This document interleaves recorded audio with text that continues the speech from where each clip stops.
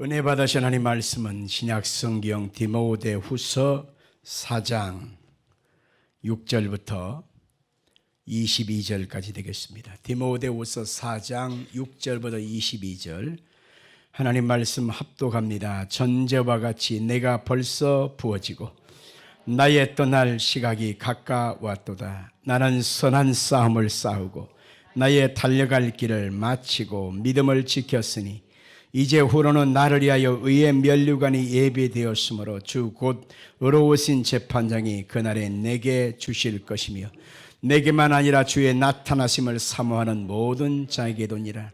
너는 어서 속히 내게로 오라. 대만은 이 세상을 사랑하여 나를 버리고 데살로니가로 갔고 그레스게는 갈라디아로 디도는 달마디아로 갔고 누가만 나와 함께 있느니라. 네가 올 때에 마가를 데리고 오라. 그가 나의 일에 유익하니라.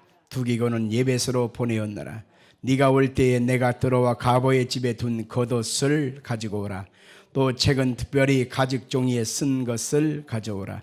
구리 세공업자 알렉산더가 내게 해를 많이 입혔으며 주께서 그 행한 대로 그에게 갚으시리니 너도 그를 주의하라. 그가 우리 말을 심히 대적하였느니라. 내가 처음 변명할 때에 나와 함께 한 자가 하나도 없고 다 나를 버렸으나 그들에게 허물을 돌리지 않기를 원하노라. 주께서 내 곁에 서서 나에게 힘을 주심은 나로 말미암아 선포된 말씀이 온전히 전파되어 모든 이방인이 듣게 하려 하심이니 내가 사자의 입에서 건짐을 받았느니라. 주께서 나를 모든 악한 일에서 건져내시고 또 그의 천국에 들어가도록 구원하시리니 그에게 영광이 세세 무궁토록 있을지어다. 아멘. 브리스가와 아글라와 및 오네시보로의 집에 문안하라.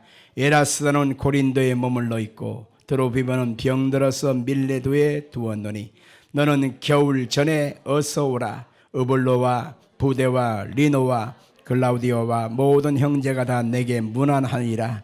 나는 주께서 내 심령에 함께 계시기를 바라노니 은혜가 너희와 함께 있을지어다. 아멘. 같이 따라 말씀해 주십시오. 겨울 전에 어서 오라. 겨울이 오고 있다. 이런 제목으로 말씀을 증거하겠습니다. 우리나라는 다른 나라에 없는 봄, 여름, 가을, 겨울 4계절이 지나가게 됩니다. 우리나라에서 1년만이라도 살아본 외국인들은 이 계절의 변화에 감탄을 합니다. 와, 봄대로 예쁘고 여름대로 참 아름답고 가을은 가을대로 멋지고 겨울은 겨울대로 멋지다.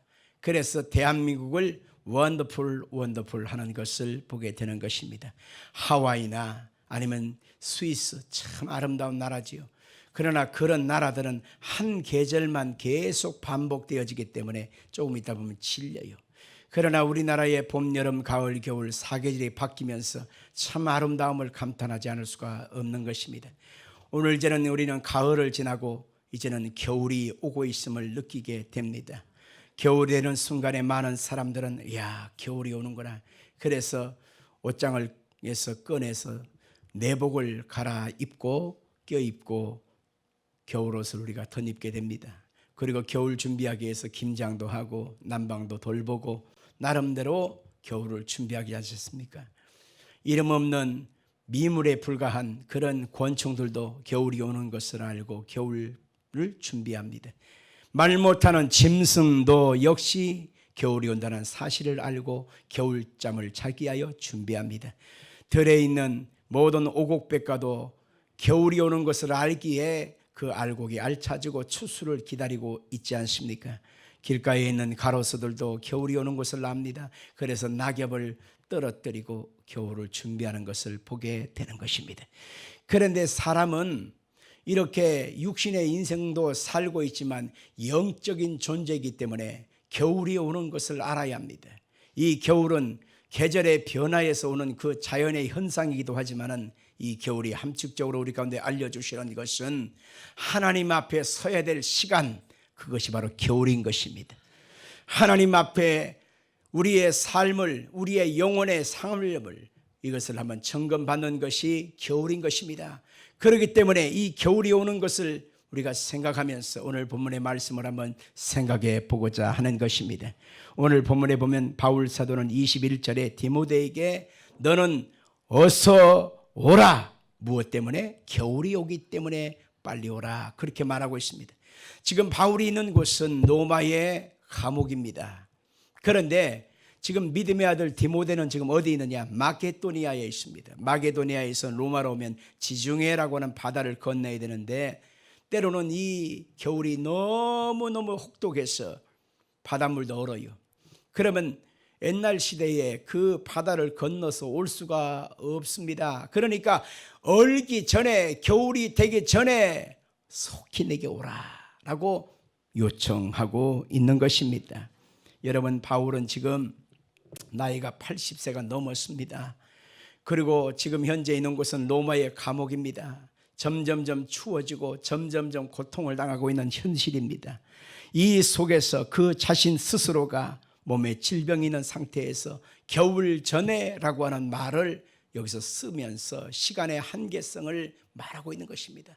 다른 말로 말하면 내가 죽기 전에 빨리 오라, 더 늦기 전에 빨리 오라 라고 하는 이 말을 생각해 볼 수가 있는 것입니다.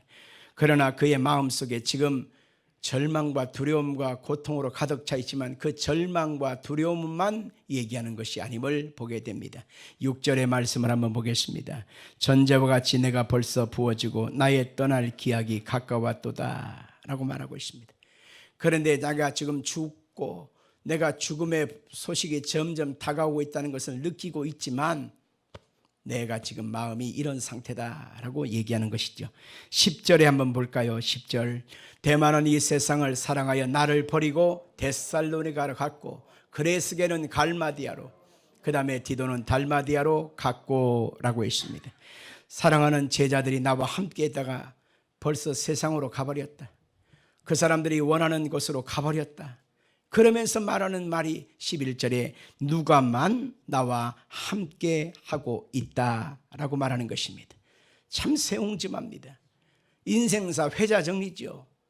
끊임없이 만나고 옆에 있는 것 같지만 어느 순간에 다 사라지고 떠나가고 하는 것을 보게 되는 것이죠.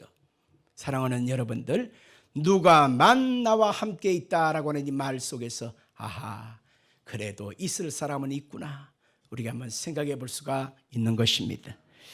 바울 사도는 지금 80세 노인입니다. 몸에는 질병까지도 있습니다. 세월의 겨울만이 아니라 그의 몸도 마음도 혹독한 겨울을 맞이하고 있다는 것을 알 수 있습니다. 바울을 알다시피 우리가 결혼한 사람이 아닙니다. 독신입니다. 아내도 없습니다. 부모님은 일찍 돌아가셨습니다. 형제도 없습니다. 아무도 없는 그 캄캄한 지하 감옥 속에서 홀로 지내고 있는 바울의 마음이 얼마나 허전하고 얼마나 탄식스럽고 얼마나 마음에 복잡하다 하지 않겠습니까? 그런데 절망으로 탄식으로 원망으로 그의 마음을 토로하지 아니한 것을 보게 됩니다. 오늘 본문 성경 말씀을 한번 볼까요? 7절과 8절입니다. 같이 읽습니다. 나는 선한 싸움을 싸우고 나의 달려갈 길을 마치고 믿음을 지켰으니 이제후로는 나를 위하여 의의 면류관이 예비되었으므로 주 곧 의로우신 재판장이 그날에 내게 주실 것이며 라고 말하고 있습니다. 혹독한 현실과 혹독한 절망의 상태에 있지만 지금 바울은 뭐냐?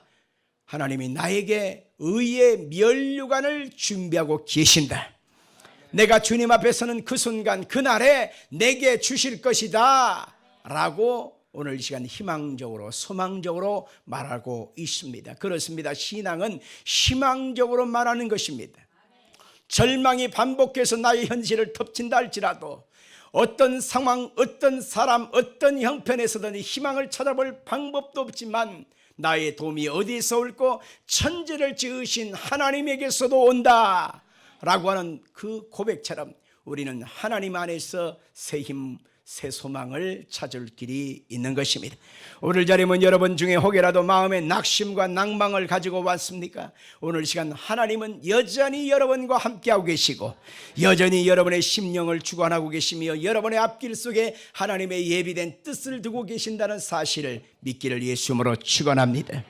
믿음의 아들 디모데에게 바울 사도는 겨울 전에 속히 오라 라고 하는 이 말 속에 지금 자기 자신을 어느 정도 점검하고 정리하는 그런 모습을 보게 되는 것입니다.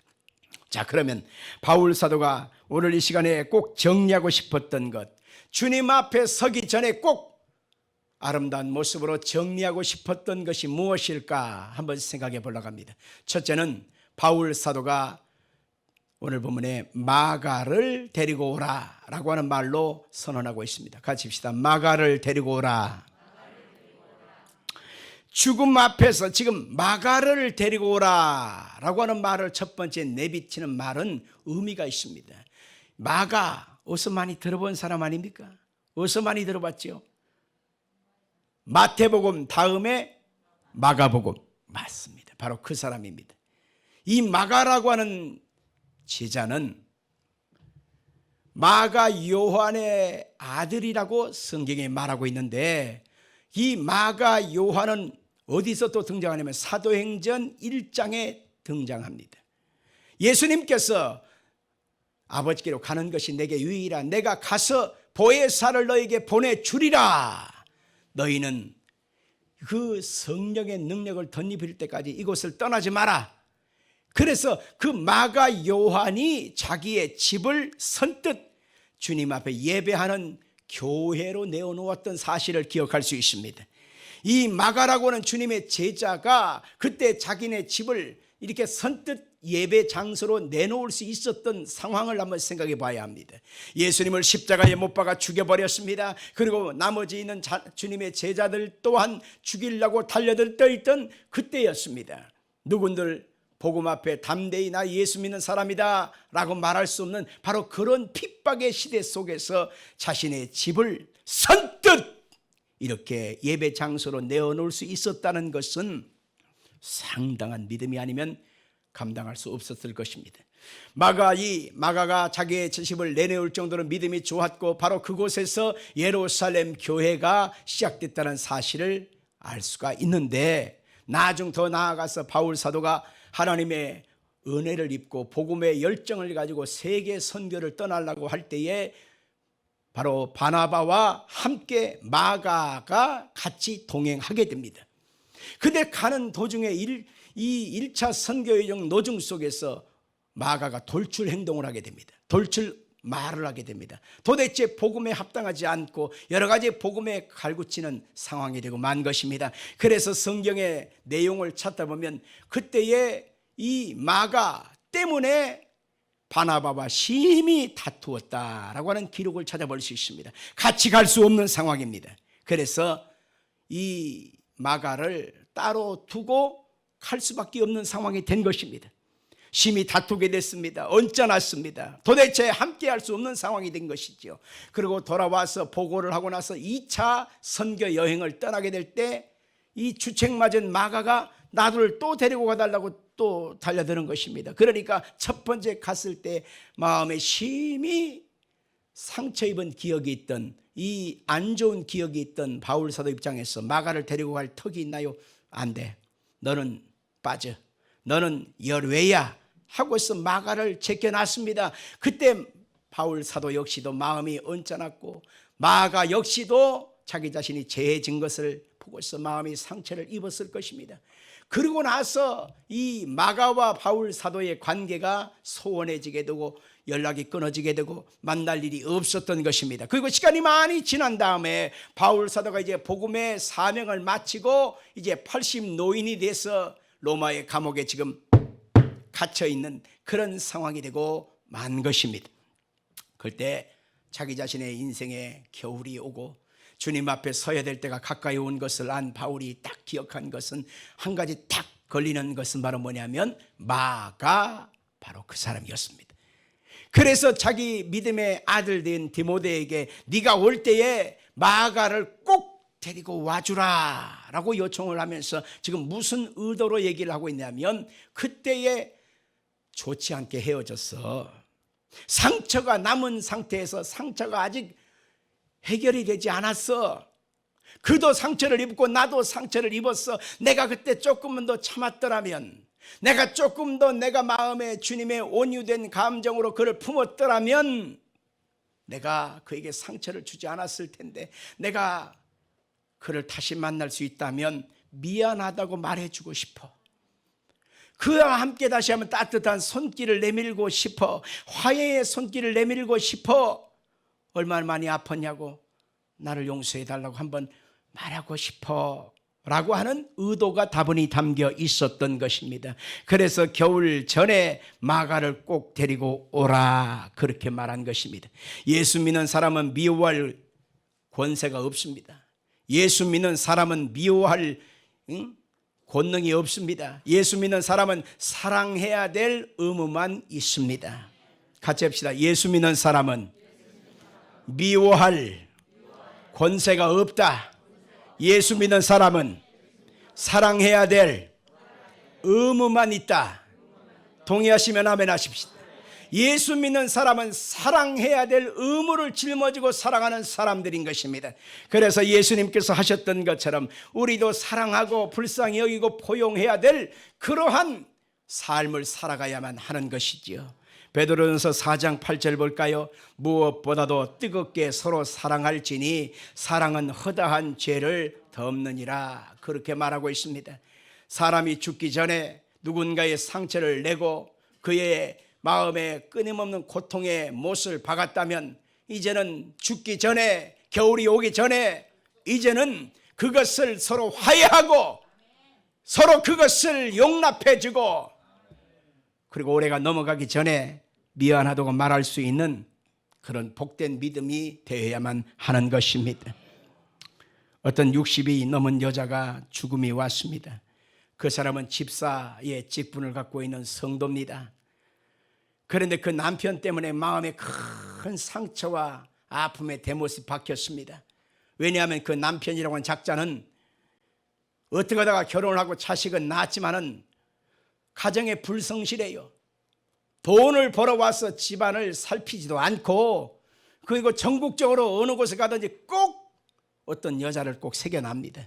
그래서 집만 나가면 동쪽으로 가면 동해에 가서 만나고 남쪽으로 가면 남해에 가서 만나고 서쪽에 가면 서쪽에 만나고 가운데로 가면 충청도에서 어떤 여자를 만나고 꼭 그렇고 그런 사이로 인생을 사는 것입니다. 이쁘겠어요? 밉겠어요? 밉대잖아요. 밉습니다. 이런 남편 얼마나 고통스럽습니까? 예수 신앙을 가지고 믿음을 가지고 자기 자신이 집사로서 인생을 살지만 너무 고통스럽습니다. 그래서 신앙이라고 하는 그 중심을 잡고는 살고는 있지만 실상은 그것 때문에 큰 상처가 되고 나중에는 암이 됐습니다. 병원에 가서 수술을 하려고 보니까 수술이 안 돼요. 불가능입니다. 수술할 수 있습니다 라고 하는 것은 행복한 것이지만 수술 불가는 끝난 거거든. 그래서 통증 때문에 누워서 몰핀을 맞으면서 죽음의 순간을 기다리고 있는데 어떻게 알았는지 그 남편이라는 인간이 찾아왔더라는 것입니다. 그 병실에 누워있는 그 부인한테 손을 잡고 여보 미안해, 모든 것이 나 때문이야. 미안하지만 이미 때는 많이 늦어버렸거든. 이 여인은 지금 어떻게 해야 될지 모르는 그런 상황이 된 것입니다. 그때에 몸소리를 칩니다. 그러고서 그 남편의 힘이 없는 모습으로 쳐다보면서 가 꼴도 보기 싫어 이렇게 말합니다. 그리고 내 손 만지도 마라. 징그러워. 그리고 꽥 죽어버렸어요. 여러분들 이 사람이 천국 갔을까 지옥 갔을까 가보면 알겠지만은 실상은 그 속에 마지막 순간에 미움이 그 속에 있었다는 것은 하나님의 영이 그와 함께하지 아니한 것입니다. 성령님은 마지막 순간에 우리 속에 사랑과 용서로 그 마음을 어루만지게 되어 있습니다. 내가 하나님 앞에 설 때에 나의 의로 잘난 행위로 하나님 앞에 설 수 있는 자는 아무도 없습니다. 오직 예수 이름의 공로와 피 흘리신 하나님의 은총으로만 하나님 앞에 설 수 있기 때문에 나도 용서받았으니 남을 용서하는 것은 당연하지 않겠습니까? 내가 뭐라고? 내가 뭐 잘났다고?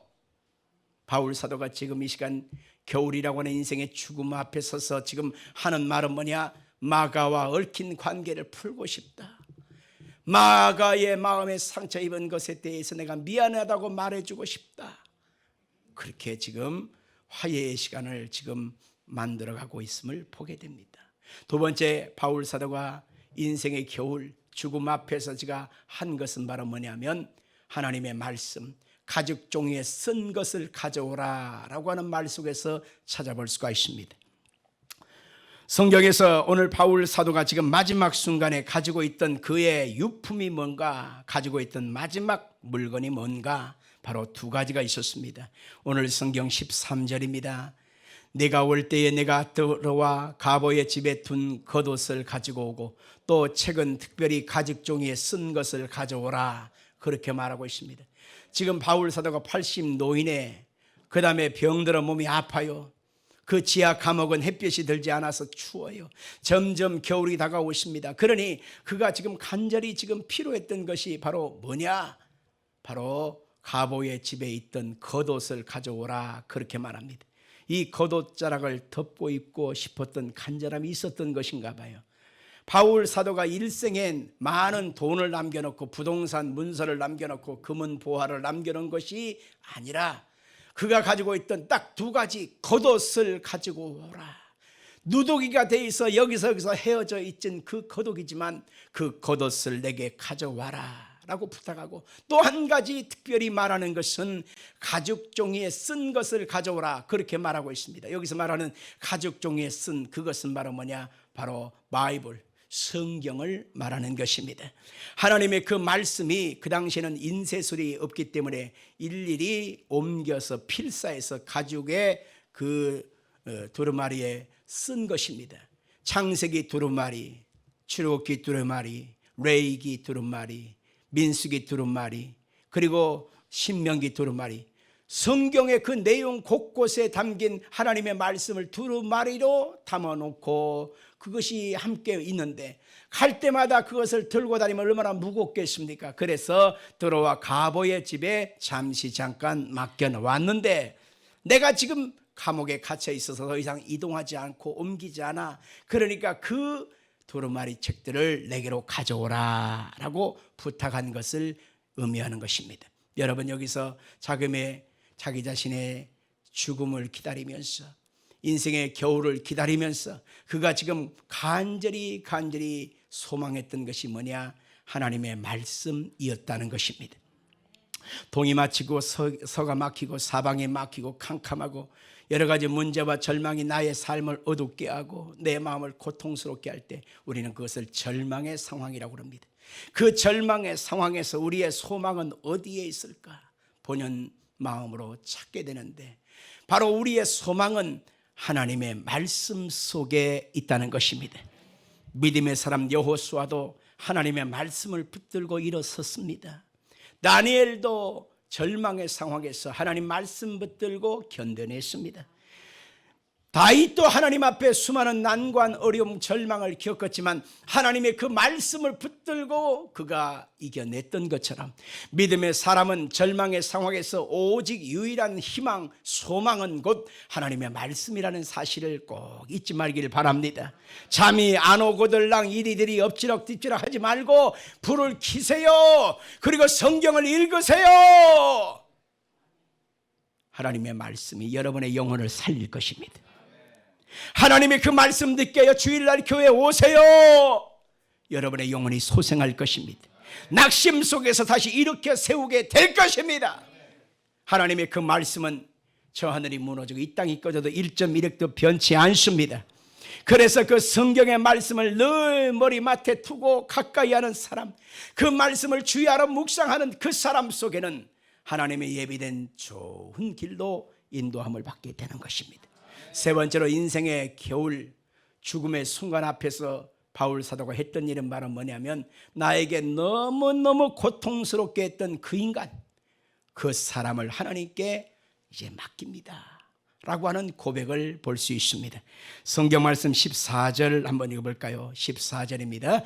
구리 세공업자 알렉산더가 내게 해를 많이 입혔음에 주께서 그 행한 대로 그에게 갚으시리니. 자, 여기서 말하는 구리 세공업자라고 하는 것은 그 당시에 우상 숭배자들의 모습을 얘기하는 것입니다. 구리를 부어가지고 우상을 만들어요. 그리고 거기다 문양을 집어넣습니다. 그리고 글귀를 집어넣습니다. 비싼 값에 팝니다. 그러니 구리 세공업자 알렉산더는 큰 부자가 되고, 그 다음에 그 동네에서는 유지요 권세가 있던 사람이었습니다. 그렇기 때문에 이 권세와 부를 가지고 자기 자신에게 끊임없이 갈구치고 해방하고 눈에 가시 노릇하는 바울 사도를 가만두지 않았던 것입니다. 그래서 바울 사도는 이 구리 세공업자 알렉산더 때문에 끊임없이 괴로움 당하고 아픔을 당하고 옥에 갇히고 애꿎은 해를 당하면서 바울 사도는 고통을 당했던 것입니다. 그래서 사사건건 바울 사도의 갈구침을 하고 있던 알렉산더, 그 사람을 잊을 수가 없었던 것입니다. 원수의 관계요 미움의 관계가 될 수밖에 없는 것입니다. 그런데 바울 사도는 세상 사람처럼 눈에는 눈, 이에는 이, 칼에는 칼, 이렇게 갚을 수는 없었던 것입니다.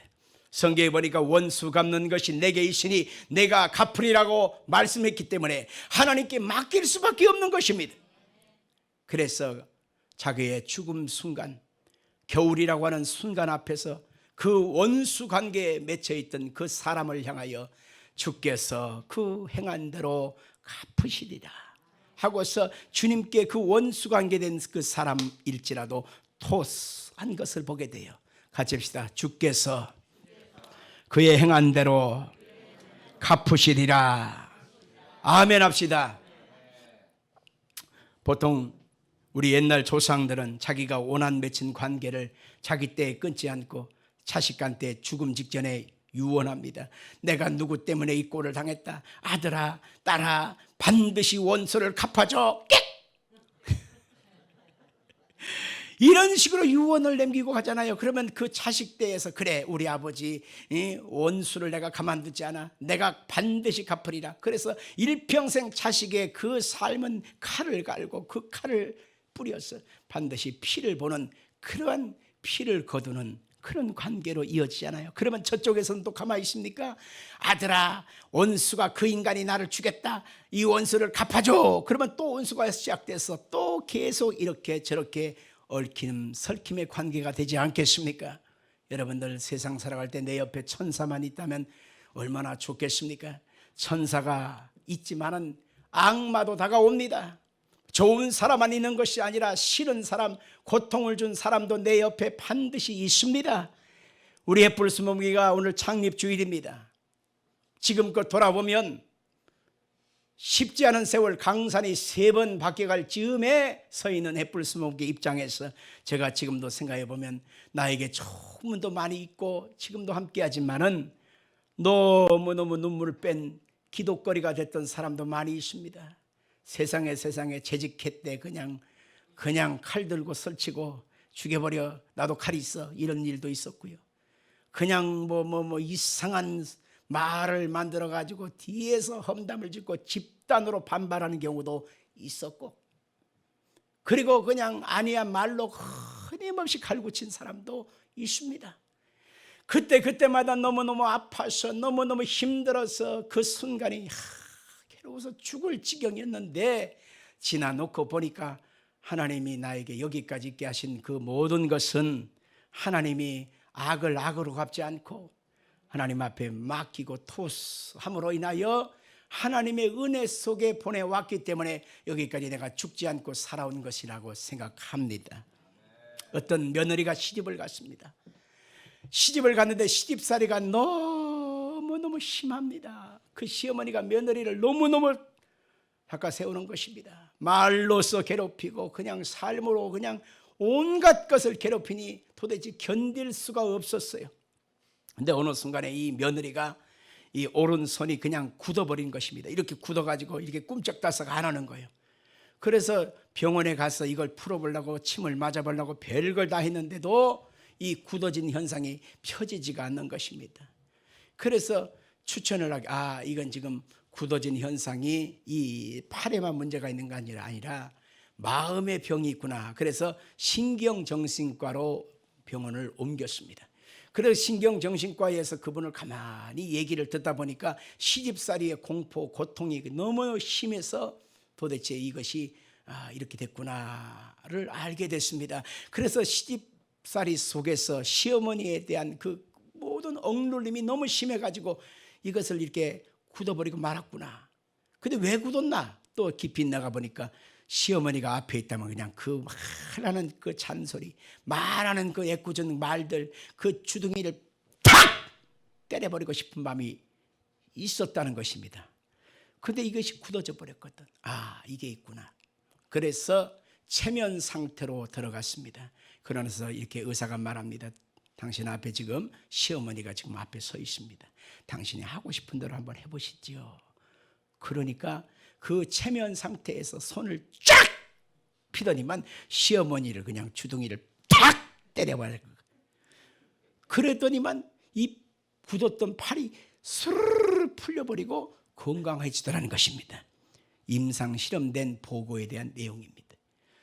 이렇듯 우리는 마음속에 상처를 입고 고통을 입고 압박을 입고 대못을 받고 일평생 이렇게 사다 보다 보니까 우리의 마음속에 끊임없는 괴로움이 있습니다. 예수를 안 믿는 사람이라면 닥치는 대로 그냥 휘두르고 찌르고 별 방법을 했겠지만 예수를 믿는 것 때문에 이럴 수도 없고 저럴 수도 없을 때도 우리는 많았을 것입니다.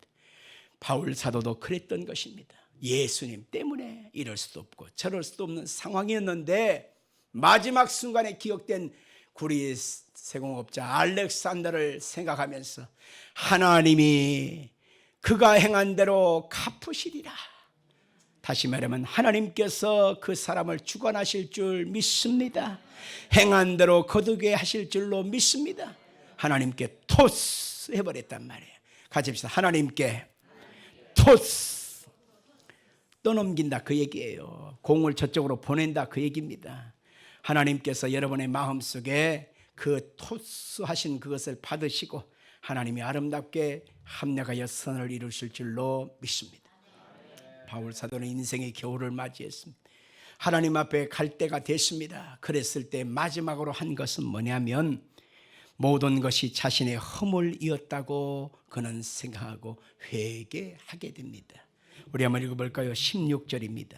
내가 처음 변명할 때에 나와 함께한 자가 하나도 없고 다 나를 버렸으나 그들에게 허물을 돌리지 않기를 원하노라.